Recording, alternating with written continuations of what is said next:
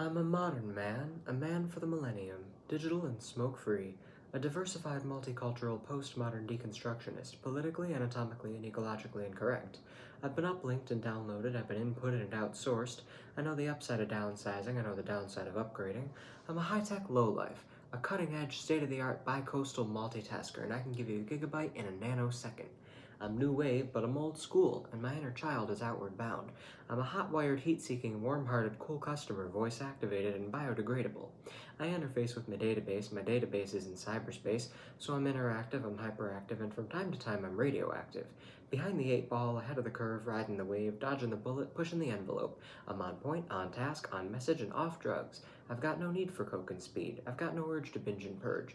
I'm in the moment, on the edge, over the top but under the radar. A high-concept, low-profile, medium-range ballistic missionary.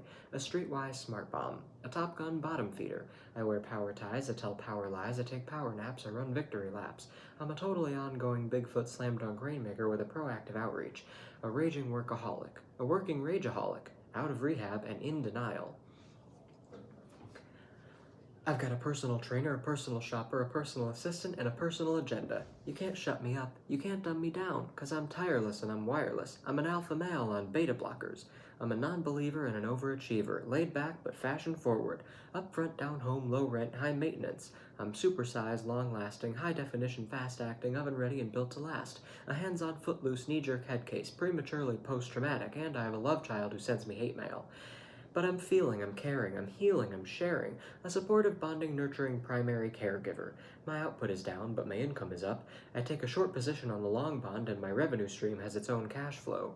I read junk mail, I eat junk food, I buy junk bonds, I watch trash sports. I'm gender specific, capital intensive, user friendly, and lactose intolerant. I like rough sex, I like tough love. I use the F word in my email, and the software on my hard drive is hardcore, no soft porn. I bought a microwave at a mini mall, I bought a minivan at a megastore. I eat fast food in the slow lane. I'm toll-free, bite-sized, ready to wear, and I come in all sizes. A fully equipped, factory-authorized, hospital-tested, clinically proven, scientifically formulated medical miracle. I've been pre-washed, pre-cooked, preheated, pre-screened, pre-approved, pre-packaged, post-dated, freeze-dried, double-wrapped, vacuum-packed, and I have an unlimited broadband capacity. I'm a rude dude, but I'm the real deal. Lean and mean, cocked, locked, and ready to rock. Rough, tough, and hard to bluff. I take it slow, I go with the flow, I ride with the tide. I've got glide in my stride. Driving and moving, sailing and spinning, jiving and grooving, wailing and winning. I don't snooze, so I don't lose. I keep the pedal to the metal and the rubber on the road. I party hardy, and lunchtime is crunch time. I'm hanging in, there ain't no doubt, and I'm hanging tough, over and out. I was thinking about, like, body positivity and how people seem to have this idea that they have to be a certain way, just because this was like a theme that came up, and every time I do these videos, I want to have a theme ready, and sometimes I don't think of it until the last minute. But this one I wanted to start with that poem written by George Carlin. It's called A Modern Man, because it seemed relevant to the topic, and I'm not sure if I'm going to call it like body positivity or like I wanted it to be like a sequel to last week's video, Toxic Positivity, because I think there's more than one. I was going to say there are two, but there's more than one kind of toxic positivity, which is an oxymoron. Really, you can't be positive and toxic at the same time, but you can seem like you're being positive when in reality you're being toxic. So there's a lot of dark things that are coated in light, and you have to look underneath to realize that it's not what it is being presented as, what they want you to think it is. But I think the reason for that is because money can be made off of it, and that's really kind of going to be at the root of most things, is who's making money off of it. So the issue that I was thinking of is the idea of hating yourself, and whether it's because of your body or whatever it is. I feel like most of the time when people hate themselves, it's because of the way they look. But there are situations where people hate themselves and it has nothing to do with the way that they look. I just feel like that's less common. So I wanted it to be more about body positivity. But do you hate yourself? And why? So, think about that, whatever the answers to either question. Just think about what I'm about to talk about in the video. The first thing that I want to say is basically, you're not always going to hear the right information in the world. It's going to feel like a lot of people are doing their own thing, and a lot of people know what they're doing, and you're kind of left behind, because you can either be part of the herd, or you can just stand by and feel like you're you're separate from it. But if you choose to do the latter, then you have to also wonder, is it a good thing that I'm separate from it, or should I be part of it? And I feel like people who hate themselves are people who think that they are separate from it, but they should be part of it, and you don't want to be part of it. The reality is that people who are part of the herd are completely unaware of who they are or why they're there. They're just being reactive, and that's not healthy. That's not actually like alive. That's just kind of it's like surviving instead of living. It's not good to do that. But I think the issue that I wanted to talk about with body positivity is that a lot of people nowadays seem to be under the impression that that is, self-hate and all these things, because it's become more popular to talk about. There's always been phases of things that people talk about, issues that people touch on, and it gets to the point where once that issue becomes in the spotlight, as soon as it's in the spotlight, people are going to find a way to make money off of it, which means there's going to be a shitload of inauthentic stuff being spread around. And when the authenticity leaves, it's no longer accurate or helpful information. It's just information that's going to get you to give your money to someone who says they can help you. And there's so many companies and just people in general who can get attention or money from talking about these now spotlight issues. And recently the spotlight has fallen on issues like queerness, LGBT stuff, racism, and body positivity, self-love, and all that type of stuff, and even like spirituality. That's kind of where the spotlight is now. So people, even if people aren't like into it, they're still very much aware that it's a thing. And the problem is that a lot of these things are useful. They're actually good. They're things that should be talked about. But because they're being talked about, now they're being tainted with misinformation, and it's become toxic. So these positive, good things that we should be talking about are now toxic.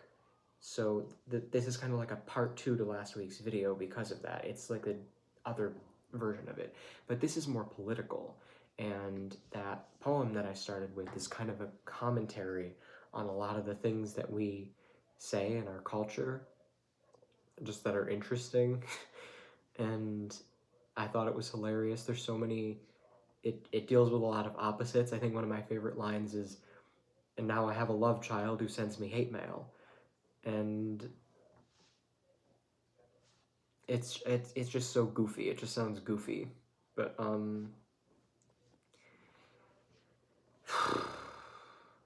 what was I saying? Oh yeah, this how body positivity has become toxic is that they've kind of diminished the issue. They leave you feeling like the idea of not loving yourself is so simple. It's like, well, here's the reasons you should love yourself, and here's why it makes no sense to hate yourself. So there you go. And they make it sound so cut and dry, something that is like really complex and requires a lot of self-examination and therapy, and it shouldn't at all be diminished, is now just being shrunken down and thought of as just just a silly little thing of like, well, why shouldn't you love yourself? You should love your body. You're beautiful.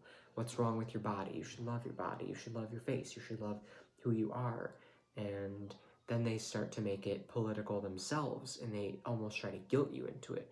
People will tell you to love yourself because that's the way. They'll get religious. That's the way God made you. God wants you to love yourself.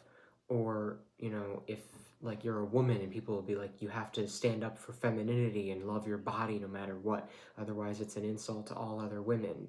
And people say things like this, and it's not helpful. It doesn't do anything.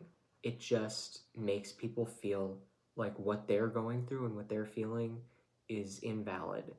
And then that doesn't get them out of it. That doesn't help them understand it. It just makes them feel like they're doing something wrong and they don't know how to stop. So it's it's really unhelpful. And the reason that I think it has to do with people profiting off of it is because when something is talked about so much, there's going to be all sorts of merchandise programs, just stuff being talked about. Even just people nowadays that you can make money just promoting something. You can literally go on social media and make a video about a topic, and then your video trends because the topic is trendy, just because you talked about it, even if you didn't say anything helpful, and then it gets sponsored and you get paid. So people will just find a way to profit off of anything that's popular, which is how so much harmful misinformation like that is getting spread.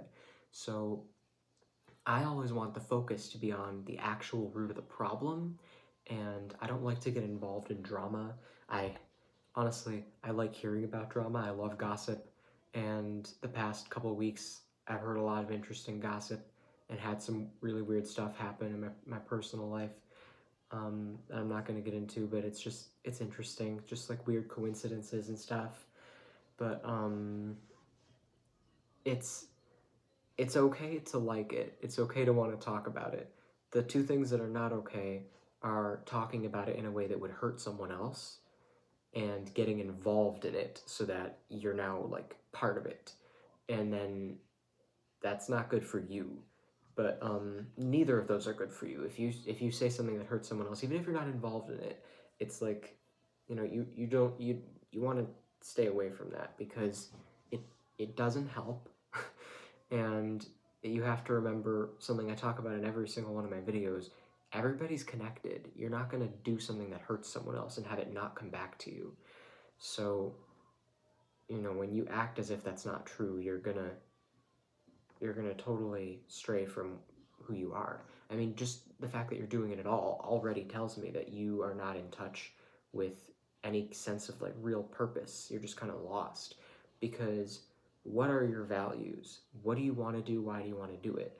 And if you can justify hurting someone to do it, then I don't know that your reason for doing what you want to do is valid, because where's it coming from if not a place of fear? Like, where do you want to go that involves hurting people that isn't coming from a place of fear? Of course it's coming from a place of fear. Why would you ever want to hurt someone when you're not afraid that you have to? Like someone threatens you, so you hurt them. Or you want to get somewhere because you need power or money or whatever, but people are in your way, so you step on them to get to where you want to be. And what if you felt like you didn't need all what? Because think about what these things that we want that aren't involving people, the materialistic things that we desire. Why do we want those things? Material is nothing. Material is like a piece of paper. We want money because it buys us things. What do we like about that? It gets us nice experiences. It's all physical, though. All of it is physical. And what do we really crave at the end of the day more than anything else is love, attention, physical attention, and knowing that people love us. And when we pretend that we don't want that and we don't need that, we aren't really going to ever feel fulfilled. And that's not to say that you need a romantic partner. That's not to say that you need to have a ton of friends, but we are supposed to love each other and be connected to each other. We're not supposed to hurt each other to get to where we're trying to go, because when we separate from each other, we're not really going anywhere, because all material things are temporary. And these things that you crave, what's the point of it if you're doing it alone? It's all just going to go away eventually. So you can lie to yourself and tell yourself that you like it, that you're happy you're there, but what you're really saying is you feel safer there than taking a risk and being vulnerable with other people. And nobody wants to admit that, because people are very afraid, and people have learned to hide in a little shell instead of being, just growing a pair and being a man. which is again a really toxic idea that's pushed that, there's certain things, but hey, if I can twist it around and use it to motivate your ass, then I'll do it. Because I don't care what terms we've invented that we've decided as a society are harmful. It doesn't matter where the terms came from. If you can use them in a positive way, by all means do it. Convert something dark into light. Make it funny. Make it interesting. I think that's what George Carlin did. A lot of his comedy was very dark, but it was funny, and nobody was really offended by it because it just was this light-hearted environment, and everyone knew that nothing was really taken seriously. That is the best way to get through life, is to not take anything seriously. I was thinking too about this, like, imagine if one day you're in public and some like professional person like in an office just suddenly stands up and screams something that you would never ever expect someone to do, and then just runs around and starts acting like they're crazy. And then you go out and you see that everyone's acting like that. And you're like, what happened? And suddenly you just feel it, and you know that suddenly the world is saved and nothing matters anymore, and you can just do whatever you want and everything will be okay. And then suddenly you feel like a weight is lifted. That's all you need to hear. All you need to hear is someone who definitely knows what they're talking about to just say, hey, we won. It's okay. Just let go. But we don't do that. We don't let go. We clench and we get nervous because we all just kind of collectively feel that the world is not okay. There's a lot of pain. I mean, even right now, like everything going on in Ukraine, there's this whole, like, people feel that. And a lot of people are actually worried that it's going to become World War III. I don't think it's going to turn into a world war, but it is still really bad. And it doesn't even surprise me. Like when I found out about everything that was going on, I was like, I'm surprised this didn't happen sooner. And I have no real opinion on it because I can't blame politicians. This kind of stuff is inevitable. There's just no way to blame anybody. It's just we built these systems with faulty foundation everywhere, not just in the US. Everywhere it's got really, it's like what I was talking about, this power-based mentality of not caring more about material than other people. And we all collectively know that that's not good, but I don't think we really fully understand why. And I also don't think we fully understand how the opposite of that is just ingrained into our societies and our cultures. And it's like we're being brainwashed as everyone's like, value love and family over material, while simultaneously valuing material over love and family, and just completely pulling the wool over your eyes. Like, you just have no idea that everything that you do, you work, you make money to feed your family, but who are you really feeding? You're feeding the rich corporate people, the people at the top, who you don't even know, who you've never met. And you're not just feeding them, you are stroking them. You are giving them way more than they need. And that's not good for you because they will take advantage of you. It's better in some countries. In the US, it's pretty bad because the US has just completely brainwashed people to just be mindless workers and to spend hours and hours and hours of their life working for the bare minimum. And people are paid for like some balance of the value of their work and also how long it takes to be able to do it. And I think that how long it takes to learn to do it should just be cut from the equation. You should be paid based on how valuable your job is, period. It doesn't matter if you studied for 10 years. It doesn't matter if you just walked in and got the job. If your job is essential, if we couldn't do without it, you should be getting paid the exact same amount, because it's not fair that people are spending hours of their life doing hard work, and it's work that needs to be done. A lot of the most essential work is like, stuff that no one wants to do, just like unpleasant shit. And a lot of the work that takes a long time to study for is usually a lot easier because you already put all the work in studying. So it balances out. At the end of the day, you put about the same amount of time into it. So why does one pay so much more? Because it's a scam. It's just set up to favor rich people. And I just find it so interesting how many things they teach you in school that you're never going to use, and how many things they don't teach you in school that you absolutely have use for. Like, the most obvious one, I think, is that they don't teach you how to do your taxes or to, like, write a check or anything, but they'll teach you how to do really complex math that you really only need if you're, like, an engineer. Like, it's it's just it's so insane, and it's so disproportionate with reality, that I'm mind blown that people are not aware of this yet. Like, people just don't think about it. People think about things that they're mad about. People think about whatever will justify the way they already feel, but they don't really want to add to it. They don't want to have an awakening. They don't want to have a awe moment of, like, whoa, I guess my whole perspective has changed now, and now I don't know what to do. But that's a freeing feeling. It's liberating. It means that the direction you were going, that you probably weren't too happy with, is now shattered, which means anything is possible. You can go anywhere. Your options are open again. And I want people to feel like that. I want to shatter people's perspective, and I want people to feel liberated. But I have to talk about this stuff because there's so much to talk about. There's so much brainwashing that's going on because it's never about you. It's just about money. And people who are, like, in favor of capitalism don't understand that that's essentially what that is. It's just damaging. It just drains the life. It takes the life out of life and turns you into a robot designed to work. And it tricks you. Like, think about how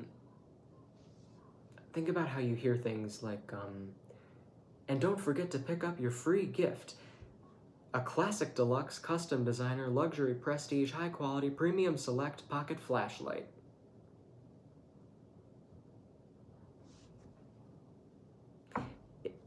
This is not normal. But so many things are glamorized, and they're nothing. It's junk. People are gonna constantly be spending money they don't have on things they don't need, and then it just piles up, and then they end up having to throw it out because they don't want to be hoarders. And some people are hoarders. And I imagine if you go through your house, you are inevitably going to find things that you never use. I think on iPhones there's a feature to have it automatically offload apps that you haven't used in a certain amount of time, so that it doesn't take up space. And I think if we had that for physical objects that we buy, we'd be surprised how many things have disappeared from our home. But it's not just things that you buy for your house. It's little things that you don't think about. That cup of coffee you just had to have on the way to work. Your gas even. I mean, that's something a lot of people are aware of, and they bitch about it. My God, do they bitch about it. They are not happy. Gas prices keep going up.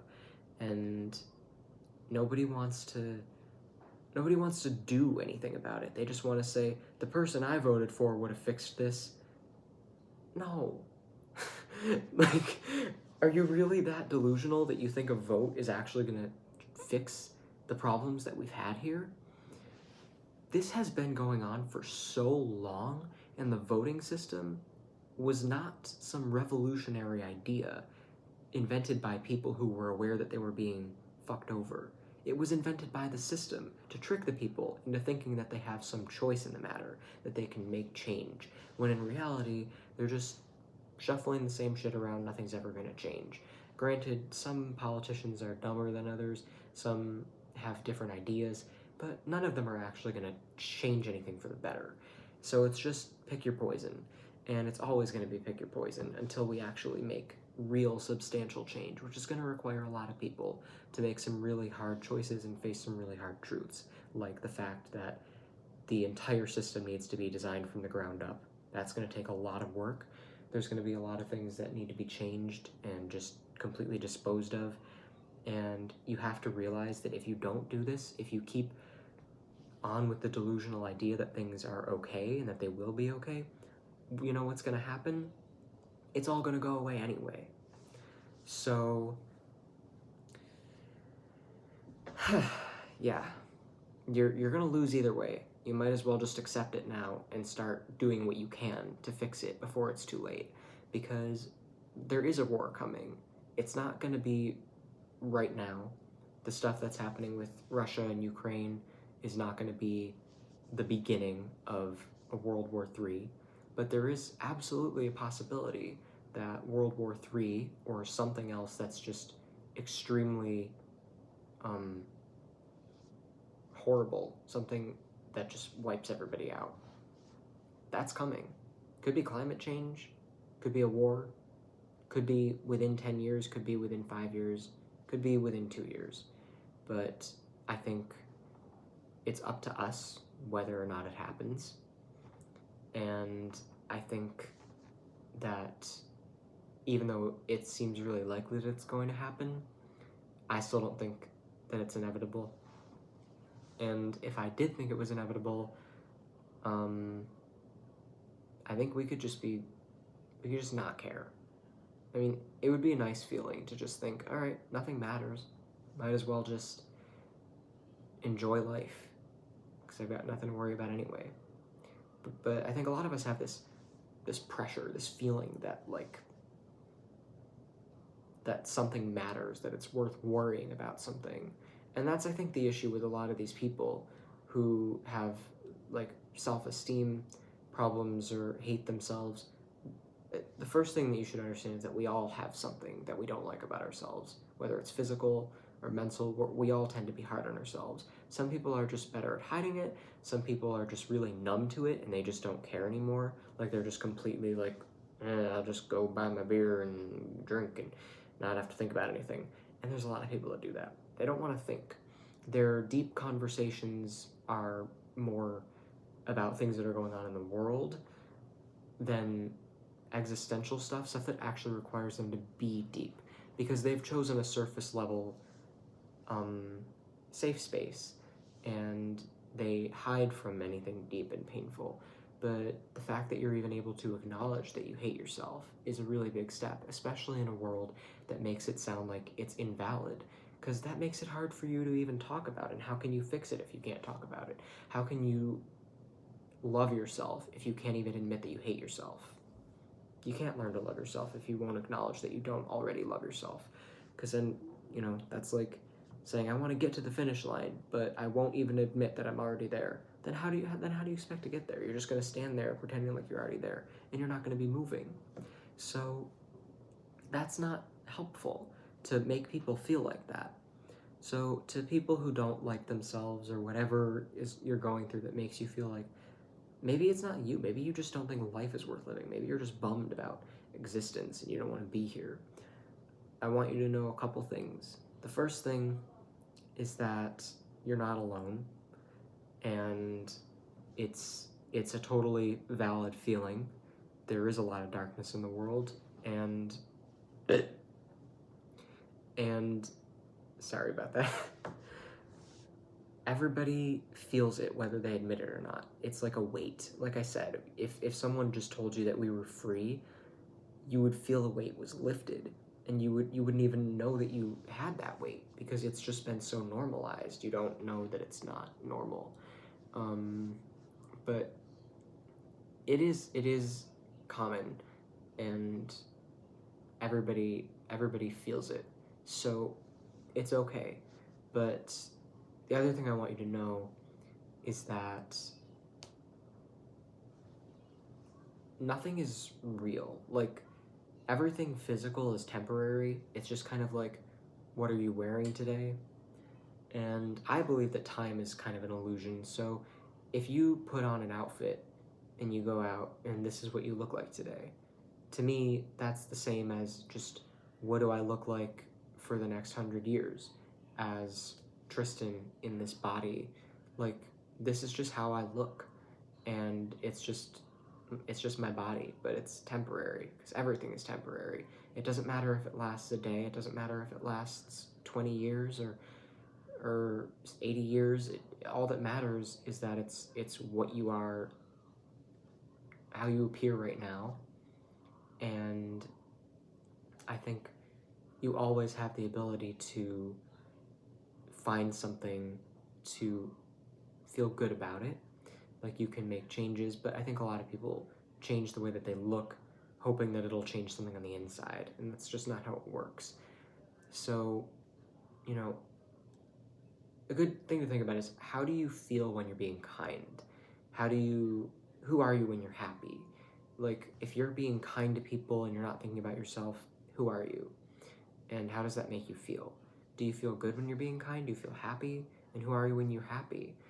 And when you're a little kid and you're not thinking about the way you look, because you're too young to even understand that that is a thing people think about, but people act like these things matter. And I feel like these issues are kind of similar but also separate, because some people just could not care less what they look like.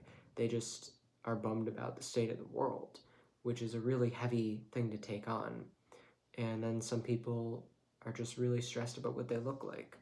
And you don't have to worry about it. It's like, there's so many things to enjoy in life that it doesn't even have to be on your mind, but it is on a lot of people's minds, and that's totally fine, because it's hard to control it. It's hard to just stop yourself from thinking about it.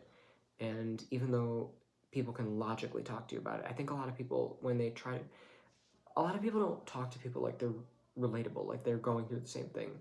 And I think it's a hard line to walk, because when you're trying to help someone, you're trying to give them advice, you tend to think of them as in a place of need, something less than you. So you condescend, you talk down to them, and you end up telling them a lot of things that they already know. So they don't really take it in, they don't hear it. And the thing is that all the things that we really need to know in life, all the good advice and all the love that you could offer someone, they already know all that information. It's in there. It's in their higher mind. They have it stored somewhere. That's why when they hear good advice, they recognize it as good advice, because it resonates with their higher mind. It resonates with what they already know. They're like, that feels right, because they know it. So we just need reminders sometimes. We don't need to be lectured. We don't need to be told as if we're stupid, because no one is stupid, and no one deserves to be talked to like they're stupid. And I think that's why kids like me, because I never talk to kids like they know less than me, or like they need to be talked down to. And even though a lot of the kids that I've been around seem to like me, I don't really like being around kids, because I never really know. I mean, if it's my own kid, that's one thing, but if it's someone else's kid, then it's like, I don't know what I'm allowed to do and say to them. Like, I don't know what their parents want, like, because like I said, I don't sugarcoat anything, so I just have to improvise and make sure that I'm not saying anything that I know is definitely not appropriate.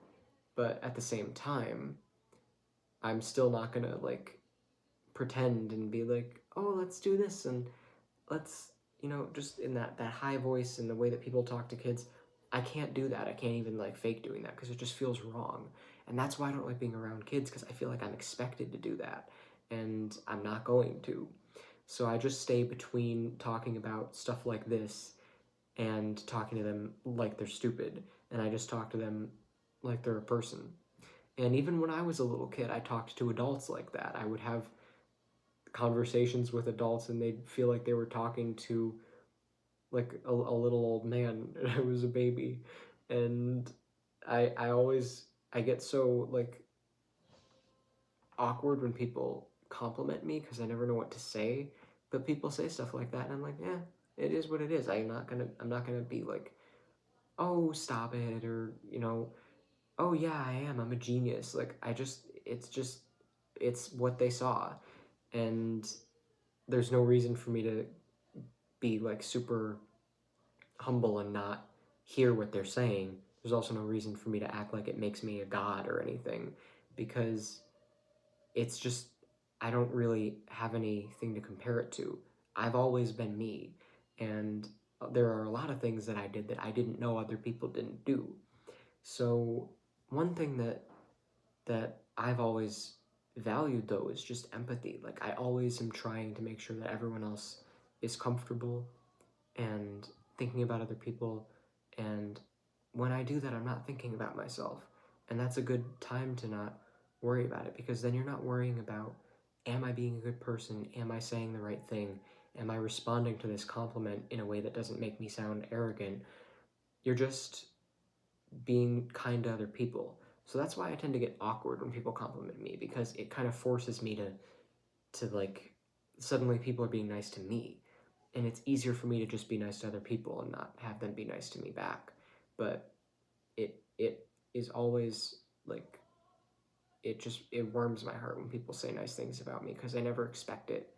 And even though I believe it, because I know that I do put effort into being kind, so I don't think someone's lying to me. I'm not like, oh, stop it, I'm not kind. It still is like, I just don't expect it, and it throws me off.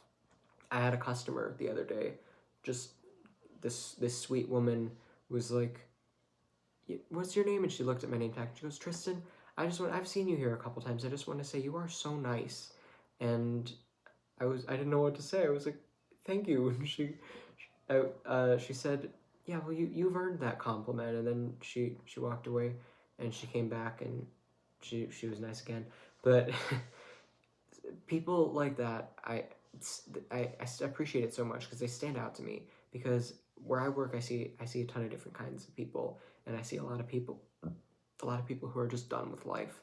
Like, they just don't care anymore. They just want to go in there and get what they're getting and leave, and they don't really have any time to have a real interaction. They just kind of just want it to be the bare minimum. There are people who will hold on to details and be like, you technically did this wrong, so I'm going to have an opinion about it. And it's like, tell me that you wouldn't do that on your worst day. Sometimes I'm there on like a couple hours of sleep, and I do a really good job of always having a positive attitude. Once in a while, if I'm tired, I might slip up and like give the wrong information, but I'm never going to intentionally be rude. If I do anything that comes off as rude, it's usually out of anxiety, because I'm busy thinking about if I'm doing and saying the appropriate thing, and I'm always trying to be accommodating.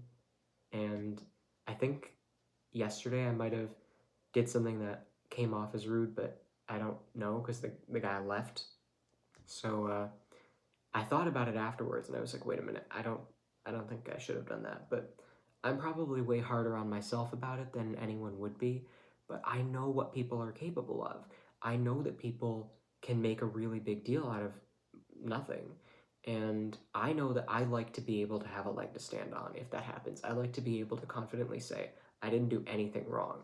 And if I think, you know what, I probably could have done something better, that's not a good sign. Because if people can leave like a customer complaint over nothing, imagine when it's actually a little bit something that I can kind of understand. Yeah, that wasn't super, like, it just, it it it's kind of an advantage. I think of it, I'm constantly criticizing myself, thinking of like weaknesses, like, oh, that's not a good thing because I shouldn't be worried about that. How crazy is that for me to worry about that? But isn't it a good thing that I'm at least aware of it? Isn't it good that I'm thinking about these things and I'm not oblivious to them, and then they're going to come out of nowhere and get me? I feel like I would rather be aware of it than asleep to it. But I could probably work on finding a better balance so that I can be aware of it and also enjoy life.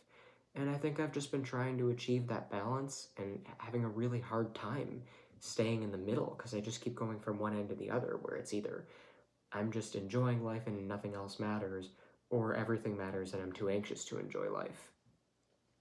So, how do you find that balance? I don't know. Kindness? When you're just not, you know, you have to be kind to yourself too. I think that's the trick. You have to be kind to yourself and also other people, and completely remove judgment from your mind. For example, I'm judging myself for doing something that could have come off as rude. I don't even know if it did. And just so your imagination's not running wild, I'll tell you what I did. Um, it was very early in the morning, and somebody tried to pay for like a $7 item with a $50 bill, and without thinking, it's not that I wasn't thinking, I thought of how somebody tried to get cash back, because if you put your credit card in and ask for cash back, or your debit card, it'll give you the cash back, but it'll just take it out of the drawer. And if you pay for something with cash, it'll always let you do it because there's always at least $100 in the drawer to get back. So you're still putting money in the drawer.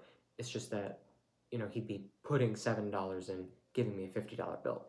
But I was thinking about the cashback thing, where it won't give you the cash back because there always needs to be a minimum of $100 in the drawer. So if nobody's used the drawer yet because it's early in the morning, it's not going to be able to do it. So this guy gave me a $50 bill, and my mind went right to, I don't think it's going to let me even open the drawer. I don't think there's enough change in here to give you. So I said, I don't think there's enough change in here. And he went looking for another $50, and he was like, that's all I have. So I just stood there and was like, I don't think it's going to let me use this. And then he just walked out, and he left the item on the desk. And I was like, should I have stopped him? Should I have tried to offer other options? And my mind was saying other options means like getting somebody else, having them get money from the safe in the office, or figuring something out, because there's always other options. But this guy didn't seem patient enough for that. He just walked away before I had a chance to do anything. But then I thought about it, and I was like, wait a minute, I could have opened the drawer, and I could have just given it to him in fives, and then I would have been out of fives, but I could have worried about that later. So I realized that I was wrong, and I also realized that when I told him that there was no money in the drawer, it kind of sounded a little bit like not like I wasn't being accommodating, which really I've seen extremely rude cashiers and extremely rude customers, and what I did is almost nothing, but it's still something. And I thought about it for like a couple hours after that happened, and I was like, was I wrong? Maybe. But you know what? I was so tired. I was yawning that day nonstop. I couldn't think, and it's because I had to get there at 8 in the morning, and it just, it we're human. And that's, I think, the point that I want to make in this video, is that everybody is going through something, which is why judgment doesn't accomplish anything. Because me dwelling on that, what was I accomplishing? Let's say this does come back to me. Let's say one day I hear from this guy again, and he's like, there was that rude customer. Customer complaints are a thing. People can do stuff like that if they care enough. And sometimes you wouldn't think someone would care enough, but people do that. It's a thing. So, what if this does come back? And I had to deal with it then. And it's not a big deal. I just acknowledge whatever aspect of it I need to acknowledge. I own up to whatever I need to own up to. And I don't have to think about it until then. But I dwelled on it, and it did nothing. So it gave me anxiety, though. And that's the problem, is that this stuff, it doesn't help. But I think the reason that we do it is because we're convinced that it matters. We're convinced that it's worth thinking about, that it's worth worrying about. And there are so many reasons for that. Sometimes it's chemicals, sometimes it's in your body, and usually that's a result of some kind of trauma. We cope with things in a lot of different ways. And then you also have to take into account that some people are just more sensitive than others. Some people can feel all of the energy in the world. And when the world is in such a dark place, it's going to really increase your anxiety. And it's going to increase a lot of things. And you're going to just notice that you're feeling a lot more. You're more sensitive. And some people just don't feel things like that. So you have to think about you, because I can generalize stuff, but how does this apply to you? And what does it mean to you? So, body positivity, basically, in conclusion, don't let anybody tell you how you're supposed to feel about yourself. Don't let anybody do anything that feels judgmental. Know that everybody's going through something, and you're not expected to always be a warrior fighting for justice. I feel like, to be honest, a lot of people do that as a distraction because they want to feel morally superior. They want to feel like they're doing something, and most of the time, all they're doing is spreading information on social media, which is a limited audience, and it sometimes makes some changes, but I don't know, it's not as powerful as it's made out to be. I've seen changes made, but man, it's like you're gonna fight a war with a fundraiser, and this is just where we are in society. And it's really like, you know, raising funds is a good thing. It's never bad to give people money to like rebuild things, but I mean, geez, we really need money to do something that just should be done because it needs to be done. Like, you realize that money is going somewhere. Somebody needs that money. Well, why do they need that money? Doing something just because it needs to be done is not an option, because people cannot live without money. We've set things up so that you actually need money to do something that should just automatically be done. Because if you don't get paid for it, if you don't get compensation, then you can't afford to live. Maybe you can't keep a roof over your head, or you can't put food on the table. And it's different in every country, but for the most part, money is essential, and we need currency. But it's gotten so out of hand that it causes ridiculous situations like this, and no one wants to say this. I'm not afraid to say anything, because if I notice something and it's a problem, then it's a problem. It doesn't matter if it's too hard to fix. It doesn't matter if it's too complicated. It doesn't matter if the only way to fix it is to completely reset everything, because unlike everyone else, that idea doesn't frighten me, because I understand that things are going to get reset either way. The only question is, are we going to be able to rebuild? Or are we not going to be here to rebuild? So don't be afraid to acknowledge what isn't working and how it's hurting people. Don't be afraid that you're not doing enough, or that you were having a bad day. Just remember what your values are, and try to take care of yourself. Be kind to yourself, be kind to other people, and ask yourself questions. Why do I feel this way? What happened in my past? What am I afraid of? What do I not want to look at? And just ask a lot of what's and whys until you find it. And if you go to therapy, that's essentially what's going to happen. They're just going to force you to answer yourself those questions. So just do it with yourself, and be gentle, be patient, don't be afraid. You have nothing to be afraid of. You can watch some of my other videos to understand more about fear, and I want you to think of the universe as this infinite thing that you're just inherently connected to. You're sewn into the fabric of it, you're part of it. It's not that the universe is a circle and you're just at the center of it. You're in the circle. It's all the same thing. So in that way, you're kind of invincible. So you have nothing to fear. And you're going to be afraid anyway, and that's okay, because it's years of conditioning and brainwashing, and then even when you start working on it, you just go out into society and it just goes right back into it, because you're so used to thinking a certain way and reacting certain ways. It's hard to be fearless, but sometimes your fears are valid. Sometimes things that you're afraid to do, it's like, no, you're actually picking up on things that people are really thinking, very real risks, and you have to also not be hard on yourself for that. Being like, oh, I have so much anxiety, I'm worried about things, and it's all ridiculous. Don't do that to yourself. Maybe it's not ridiculous. Maybe your fears are valid.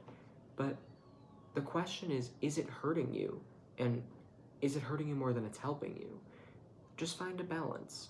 Just focus on that, and don't rush, don't be hard on yourself. That's my advice. Every week, this is based on what I'm thinking about at the moment, and this was just what was in my head. And for anyone wondering, the poem that I recited at the beginning, it was completely by memory. I don't have anything that I'm reading. Like, the table is totally empty.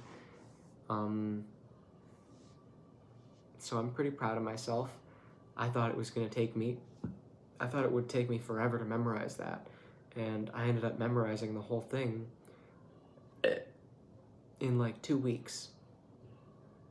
so that's cool. Sorry I keep burping. It's just my thing. I always do that. But, yeah. So, thank you for watching, and I'll see you next week.